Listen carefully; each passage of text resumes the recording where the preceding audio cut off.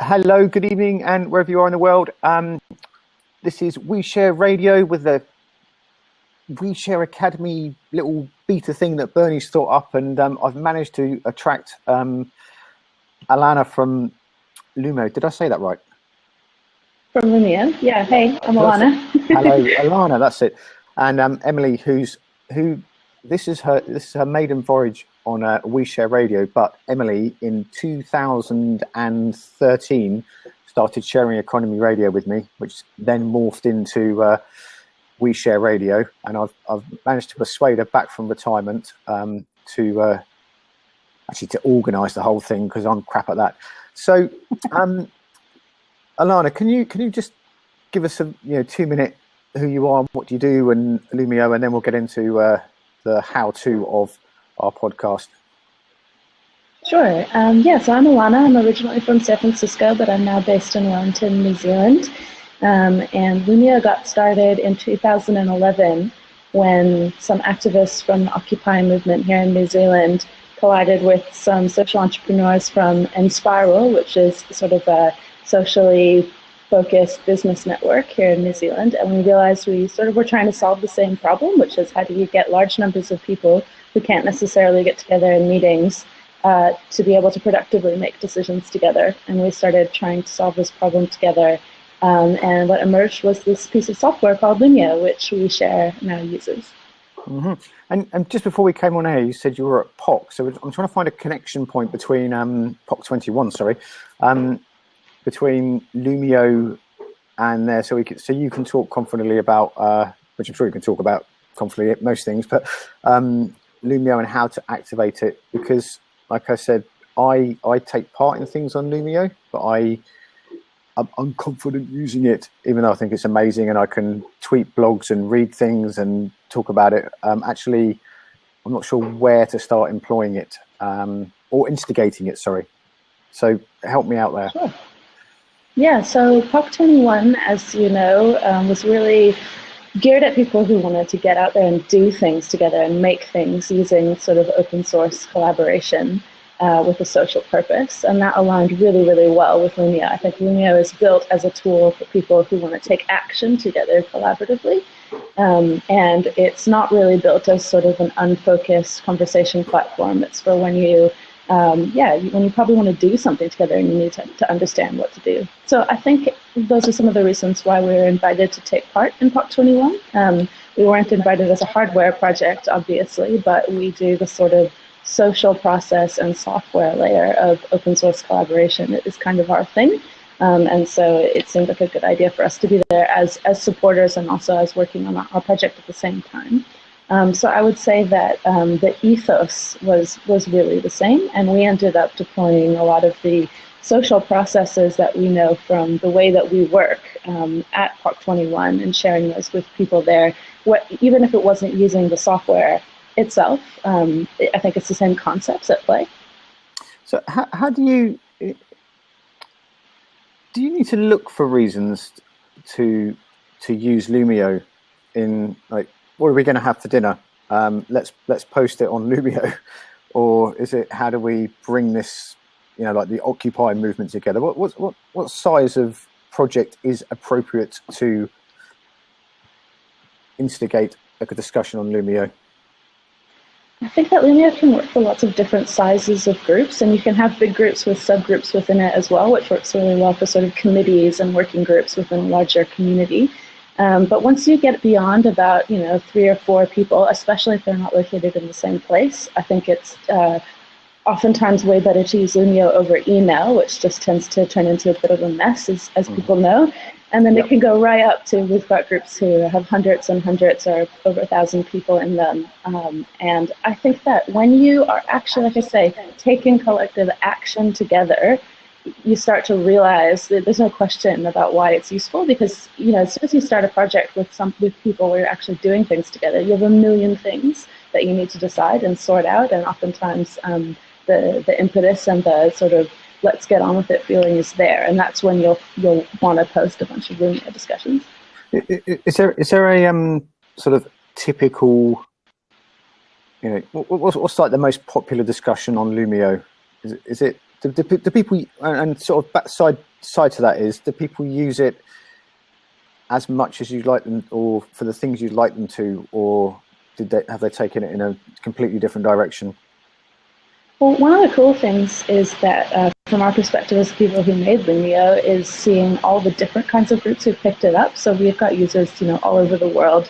More than 100,000 people have signed up for it. And so there's huge amounts of diversity. When I was at POC21, one of the things I was doing was interviewing people who were there who represented Loomio groups and talking to them about how they use the tool. And so this is, for example, I interviewed someone from a distributed social media cooperative, and there are only 5 people, but because they're in lots of different countries, they use Loomio all the time to make decisions together. And I interviewed, for example, Francesca and Ben from OuiShare about how OuiShare uses Loomio, and they're like more of a larger scale group.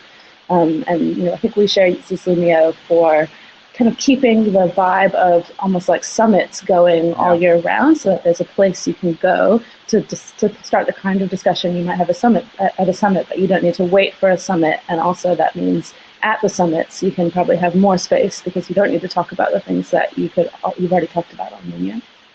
That's where I'm most involved with at the moment. So go on, Emily. Pardon me.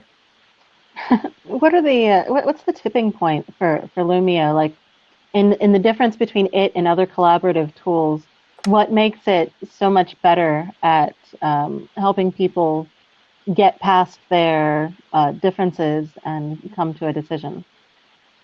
Yeah, good question. So I think Loomio is really different from other tools. It's not an unfocused kind of just social networking kind of a space. It really, the design of the tool, because you can start discussions and they can be divergent and they're sort of open-ended, but then because you've got these proposals which are attached to the discussion, when you raise that, it really starts to get the convergent action of a group decision-making process underway. And people will, even if the first proposal you raise, not everybody agrees with, what it does is immediately sort of fleshes out, okay, well, why don't people agree? Like, what is the crux of the issue here? And it really starts to surface, what the questions are that people have or the concerns that need resolving. And because in a Loomio proposal, it's not just like voting, where it's like yes or no and then it's over. You can change your mind as it goes. So basically, you're sort of incentivized to look at what other people are saying and the arguments that they're making and perhaps change your position.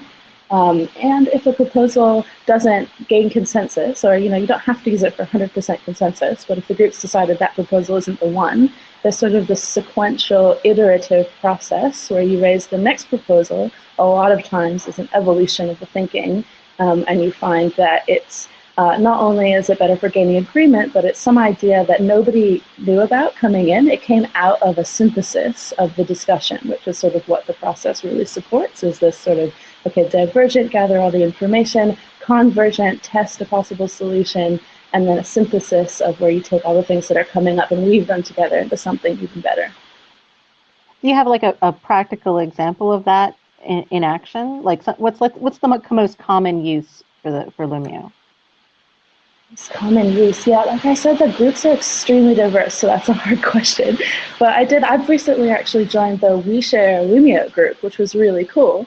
And I got in there and got a chance to look around, and I found the discussion where everybody was talking about, should we allow people who aren't connectors or for connectors into the group? Should we make our group public? And that decision had directly affected me, but because people had agreed to that, I got invited to the group and I was able to even be there, and I was able to, as a new person, come in, look at that discussion, see the history and the context and the different ideas that went into it, gain all of that context, see the decision being made kind of as it went down, and then found myself there as a consequence of it. So I thought that was pretty cool.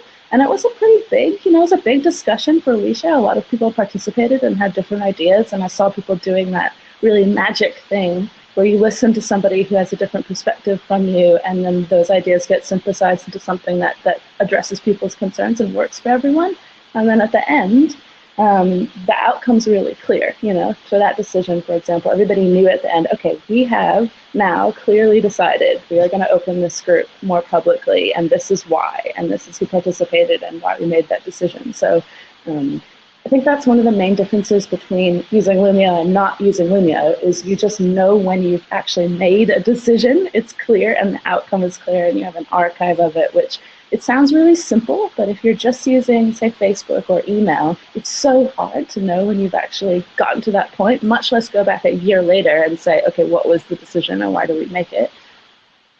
What does it look like? What's the visual representation? Are we talking like charts and graphs or?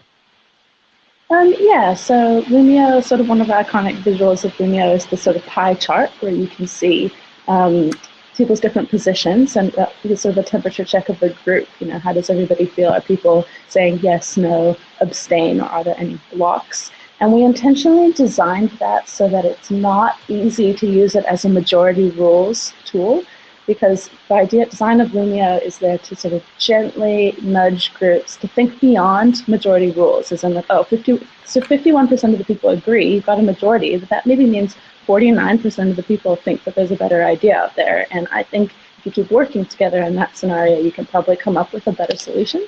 So the pie chart is iconic, and you can see sometimes you'll see like a whole row of pie charts as a group sort of really chewing on a problem and doing a series of proposals to find a really good solution. And then after that part is concluded, there's an outcome box, you know, that you can go back in and say, what was the outcome of this decision? And that gets notified to everybody.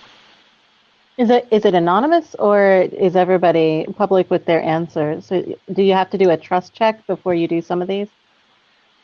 We've really specifically designed Loomio so far to be for groups who are active in good faith, who want to work well together. And so it's not anonymous now. There's been some really interesting discussions we've had in the Loomio community about what the role of anonymity could be. And even if you trust the members of your group, could it be interesting to be able to share how you feel without your name attached, maybe even just at first or something like that. I think that's something we'll totally explore. Right now, one exciting thing that's going on with Loomio is we're working on a plugin architecture so that people can build their own tools that they want to use in Loomio. So for example, let's have an anonymous discussion that could be a plugin. So I'm really hoping that's a reality later this year. Oh. You said about the majority rules, and could you explain a little bit about how the difference of a majority rules decision to a kind of horizontal, diverse decision, pardon my language? Sure. I mean, basically, I think that a lot of times the wonderful strength of collaborative groups comes from their diversity. And there's a lot of really good research, actually, that shows if you can get diverse people and facilitate them productively in conversation, the quality of your decision-making can be raised quite a bit. And so when I say quality, that's things like, you know, are we actually making the choices that are going to help us collectively achieve our goals in the long run? And if you kind of get beyond that idea of majority rules, which is like really deeply ingrained in our culture from the way that our political system works and the way that we're raised, but if you can say, okay, maybe just half the people agreeing or just over half the people agreeing isn't good enough, and commit to this process of continuing to work together to understand somebody's view who might be different than yours and think together. I mean, that's the real beauty of it. It's not just, I have an idea, you have an idea, and we're going to battle it out in sort of a conflict-focused way of working together. It's, I have an idea and you have an idea, and by understanding each other, we can build something together that's new and better and different, and it's not conflict, it's a constructive, kind of deliberative process. If you've ever participated in an in-person process, which is sort of really well facilitated, and you get that feeling like I'm being asked to think differently and I understand people who are different than me and together we're getting somewhere new, that the goal of the software is to design the experience so it almost feels like you're in a well-facilitated meeting. I mean, we're still working on it. There's still so many things we want to improve about Loomio, but that was the original inspiration, is a lot of us are facilitators and know the power of that influence on a group, but know that you just can't always get together in person, or it's not feasible with more than hundreds of people. But that feeling can be achieved through a software experience. It was very sweet there, the way you smiled about we're working on it. This bloody amazing, well, we were doing the best we can, sorry. I mean, it's so funny because it's such a, we're so passionate as a team about this thing that we're building, and we've given so much of ourselves to it over the last 4 years. And when you're so close to something, a lot of times all you see is all the problems and all the things you want to improve. So for me, coming out to POC21 specifically and meeting people from OuiShare and other user groups internationally, because in New Zealand we don't get to hang out with people in other countries very often, but meeting those people and hearing their real stories was so inspiring to me. And basically, the whole point of Loomio is if we can make something that's useful to groups out there in the world who are trying to make a positive impact and work in collaborative ways, that's our whole reason for being. So that's what gets us up in the morning, really. That's why I'm mad about it, because I want more Loomio in my life. I'm going to take it home. I'm going to have a little chart for baby Bernie and super cool wife. So if I want to, I mean, I work in a co-working space, and how can I force other people to use it here? If I want to instigate a discussion, can you? Because that would be very relevant to a lot of our listeners here. So, OuiShare is one thing, but a lot of people, work in co-working spaces, and there's like, how do we organize events? Or, can you sort of talk me through that process in a kind of Bernie idiot-proof fashion so I don't mess it up? So I'll go to Loomio. So Loomio is used in lots and lots of real co-working spaces around the world, and I've been lucky enough to hear some of those stories, and maybe I can share them with you, and they'd be useful. I mean, basically, if you are in a co-working space and what you want is not just people sort of in their own world passing each other in the night, but actually people feeling like they sort of have a shared sense of ownership over the space and they're really building it together physically and culturally, you need to talk to each other about what you're doing together and build that shared sense of identity. And a lot of times in co-working spaces, people have very different schedules and people are super busy, and having meetings is just not the best way to do it. So some stories I've heard from co-working spaces who use Loomio. There's one in Lille, France. I got to interview a guy called Simon, who helped start it, and he told me about this conversation they were having about who should have the key to the space. And he talked about how before using Loomio, they really didn't understand that the point of decision making is not just to see who has the majority and move on, but to actually flush out if anybody has objections, and then use that as an inspiration to go talk to them in person and really deeply understand where they're coming from and weave that back into the decision-making process. So they started this discussion about who should have the key. The first idea that came out obviously was, well, only the people who work here and are members of the space should have the key. But then by talking about it more deeply and listening to some of the minority opinions, what they realized is actually we care a lot about being part of a wider community. And if we could find a way to give the key to people who don't work here every day, what could that enable? They ended up making a decision to give the key to community users as well. And what's emerged out of that is this really vibrant, wider community of people who run the space together, even if they don't work there every day. And now they've done things like started a communal kitchen, and they do like cooperative buying of produce. And the cool thing that Simon said, which stuck out to me, was, hey, I started this co-working space, but now it's like so easy to run. Like I barely have to spend any time managing it because people have this tool. They can get together and make decisions and listen to each other. And the amount of time that I've had to spend like doing admin stuff or making decisions as like a leader or whatever, it's actually now distributed in the community, and people really feel like they own this thing together. So that was really inspiring for me. Can you say a bit more about the building community thing? Because I'm actually going to officially put a pencil in my eye, because one of the conversations going on here at 90 Maynard is, what shall we use to communicate? And we tried a Slack channel, and ironically, everyone here uses Slack, but when we try it for their companies and teams, and when they try and use it together, it's like a complete car crash. So we need, there's a sense of community here, but we need to get a bit closer and decide on a few things. So like events and stuff like that. So we've got some more examples of love making with Loomio. Yeah, I mean, this question of like what digital tools should we use is just endlessly complicated, and I always think, oh yeah, I understand this thing, this is what I do every day, and then I realize, oh god, it's so much more complicated than I thought.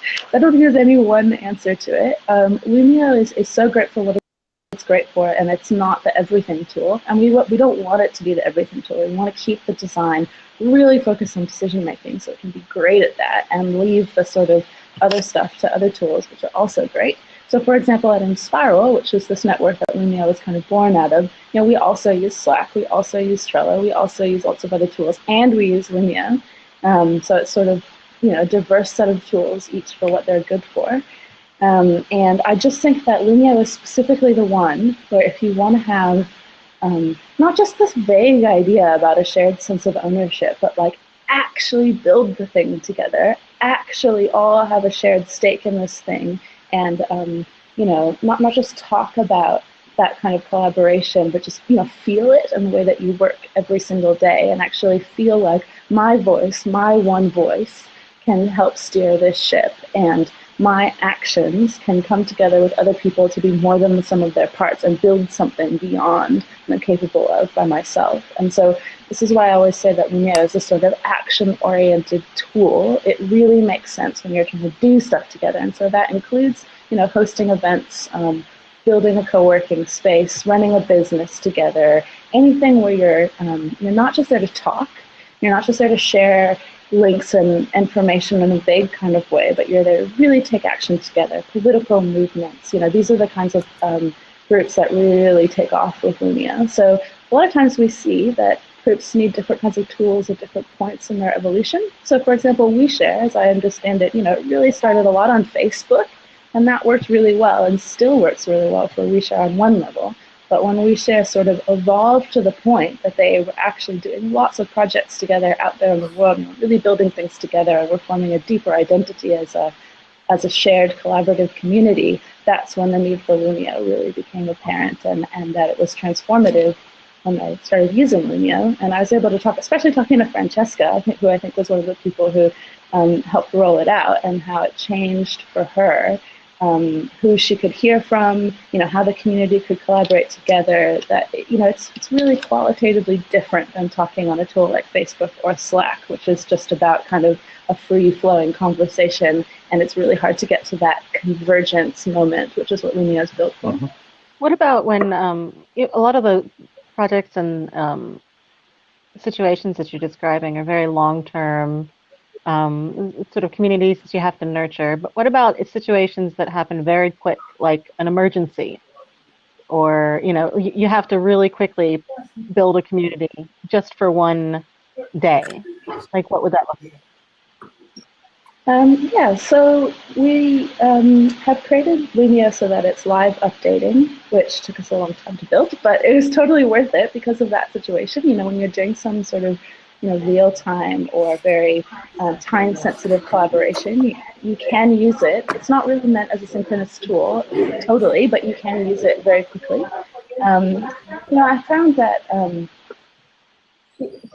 sometimes it feels like, we're going slower because we're investing in these collaborative processes. But once you actually get them up and running, it allows for some amazing speed sometimes. So somebody was telling me, I met a woman in London who is a political activist, and she's got a group, and something came up for them over the holiday break, I think it was actually on Christmas.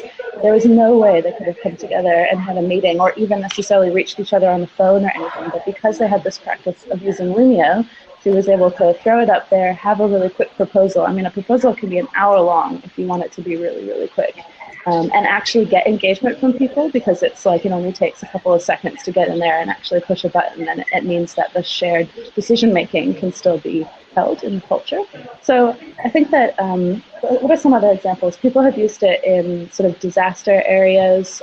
People have used it in like really, the Moserine, which is the media collective that came out of Tahrir Square when the whole Arab Spring was kicking off in Egypt. They wrote to us about using Loomio while in a van speeding through the desert. And like the point is that because it's enabled by this internet connection, you can actually use it on the fly, which I think is pretty cool.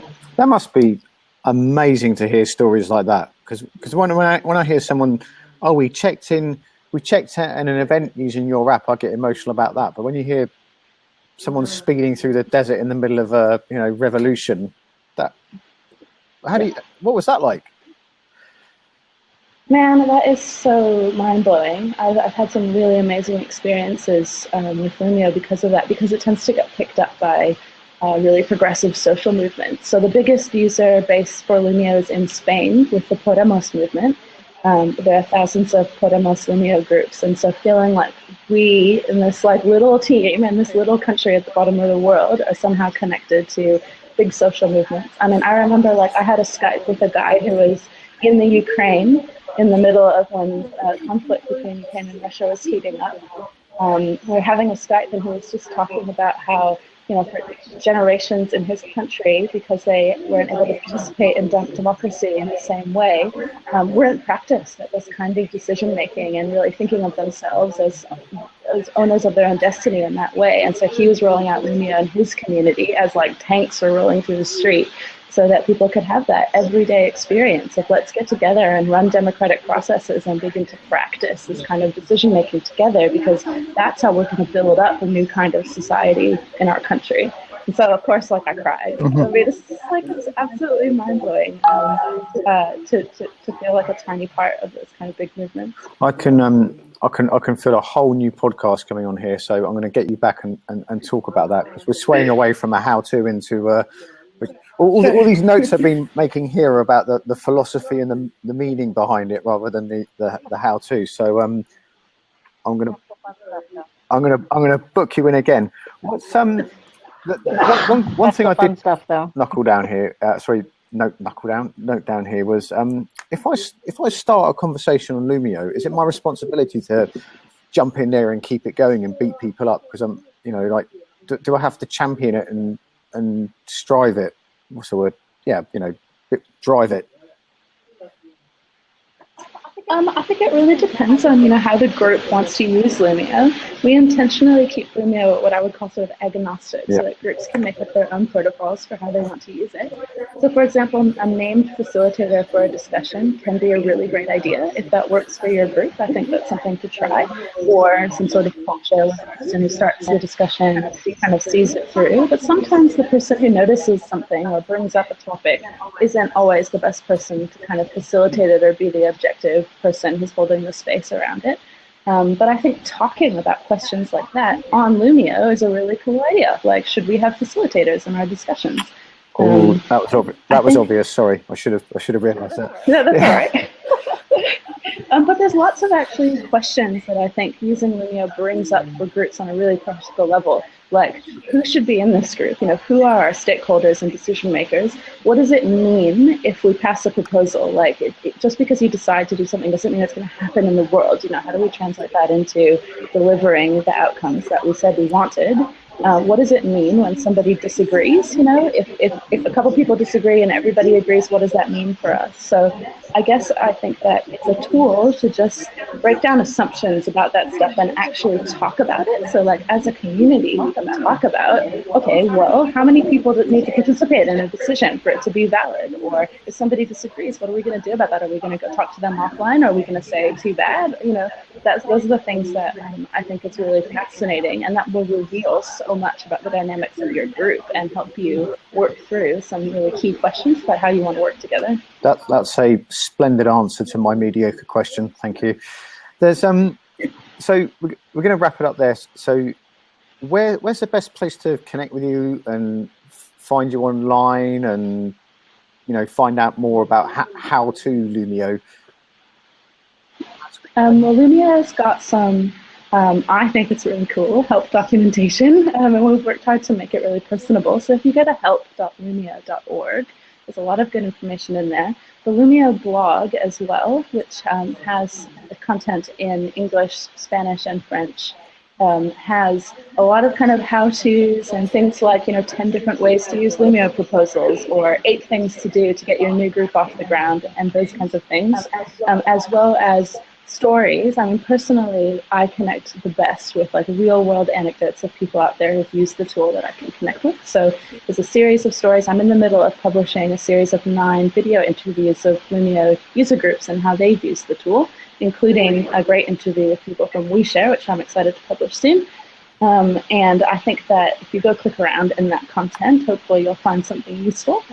If you want to get in touch with me, you can contact Loomio and it will get through to me. And also, I blog on InSpiral's blogs. So if you go to inspiral.com and click on blog, I blog a lot about what I call bossless leadership, which is, just because there's no bosses or no hierarchy doesn't mean leadership is not something that's really important in decentralized groups. Is that on InSpiral, or is that a Medium thing, or do you do the same thing in both places? Yeah, that's right. So if you go to inspiral.com, there's a link to the blog, and you can see some of my stuff there if you're interested. And I'm always keen to hear from people, and feel like OuiShare is one of the networks that I'm most excited to learn from, because I know that you all have learned from experience a lot about things that I'm super interested in and best practice around this stuff. So I think the way forward is for us to just keep sharing our experiences, keep sharing what we've learned and the tools that we're using and how we're using them, and sort of like see ourselves as cousins in this wider Yes. movement. Emily, any final words of wisdom from Columbus, Ohio? Oh, and one last thing, Milana, if you ever come to London, London, it's freezing outside. I know you were about 5 meters away from where I'm recording this right now. That could sour our collaborative cousins relationship. Okay. I'm going to come hang out with you, Bernie. You're going to wish you never said that. Thank you very much. Thank you very much for your time, everybody. I'm going to chuck this on the internet somehow, and be careful out there. It's a jungle. Thank you. Bye-bye. All hang up at the same time, otherwise it will look weird. 1, 2, 3, go. Hi, guys.